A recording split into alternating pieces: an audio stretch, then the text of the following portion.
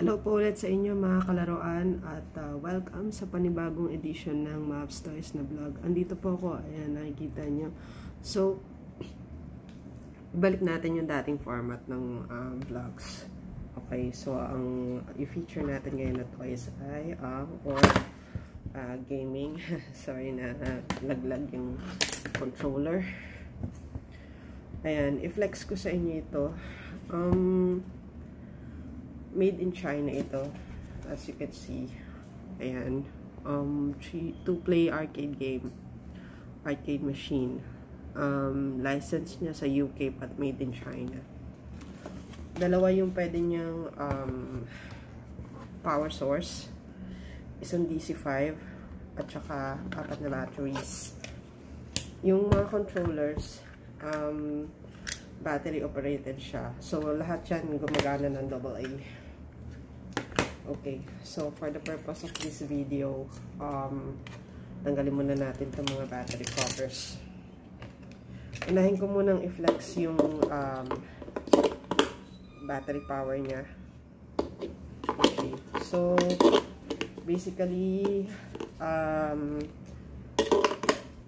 kailangan nating lagyan ng batteries yung mga controllers din. So buti na lang nakabili tayo ng extra batteries. AAA pala to. Sorry. Buti na lang na-check. So, meron ako dito extra AAA batteries for the controllers. Here. And another one here. And so, since meron na tayo mga controller batteries, andito yung on switch nya. Okay, so check natin. Gagana. Medyo loose lang talaga. Okay, so first controller, player 1, player 2. Okay, player 1, player 2. Pwede nyo siyang isingit dito para magmukha talaga siyang arcade. Ayan. So, 1, 2 player.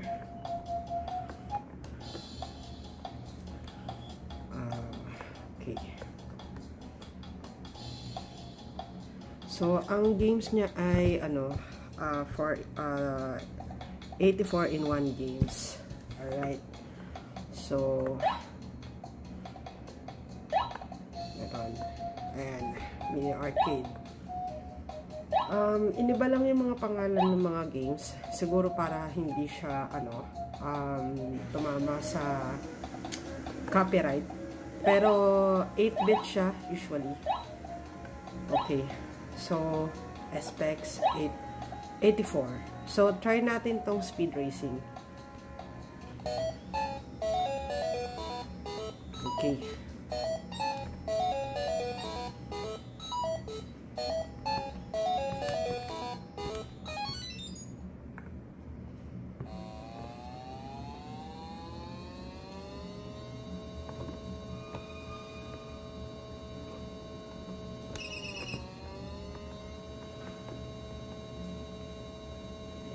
So, ayun nga, para lang hindi makopyright sa games, iniba lang yung game name, pero same lang yung logic ng mga games. Okay, so, ayan, game over na. Ayan, spacebar. Ito parang Mario. Mario na games kasi may mga parang bricks dito.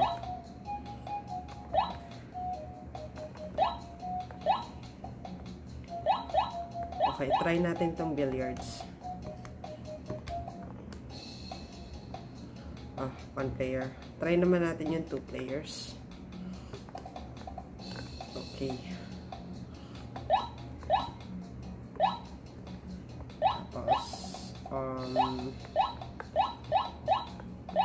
Billiards na.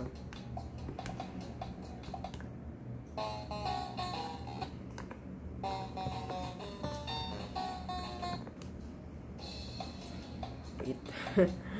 Ulit. Yun lang yung problema dito. Wala siyang A button. So, parang mangangapa ka kung anong label ng mga buttons. So, ito, for sure start. So, kung ayan, stage 3, start.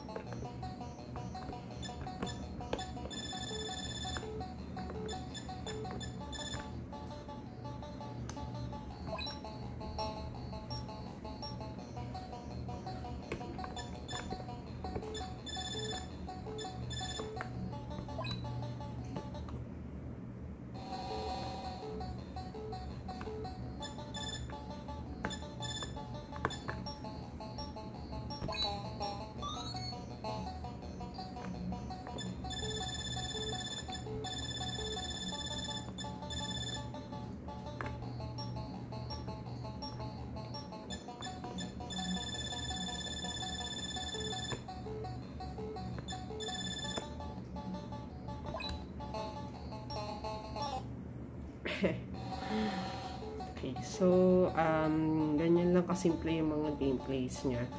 Napaka nostalgic yung 8-bit. Tapos pag i-try natin yung mga ibang games, try natin yung may player 2 para swabe. Okay, so try natin tong arena.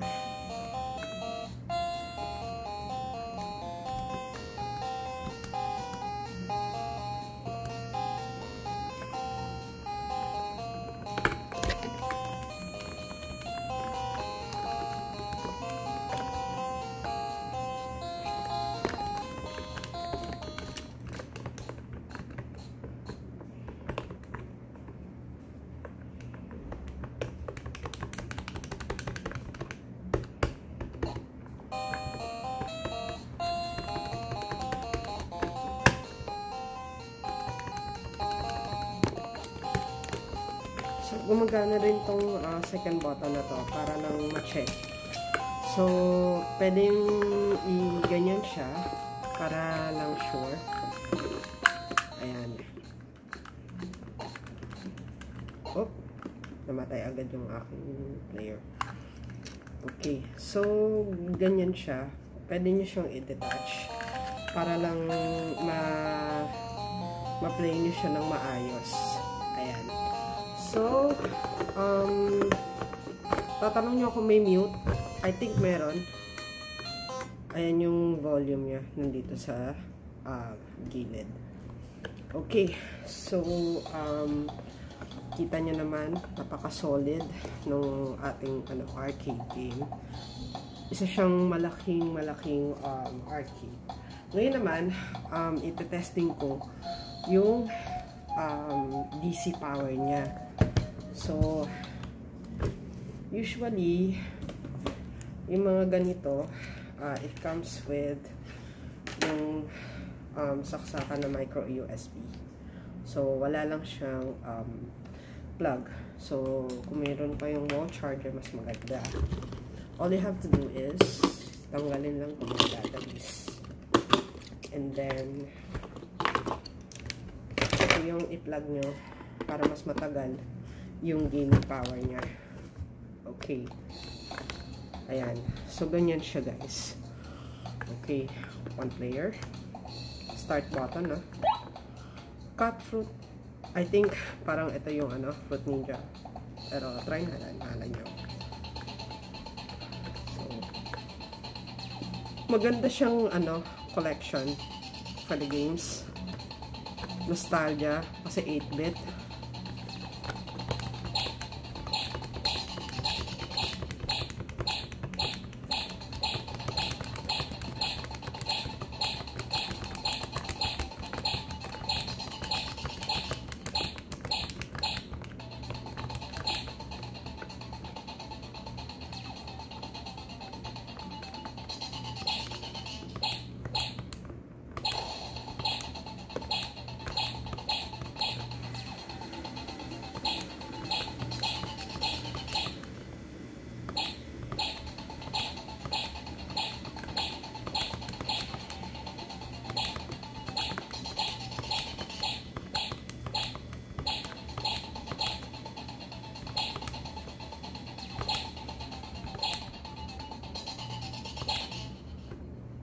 ayan.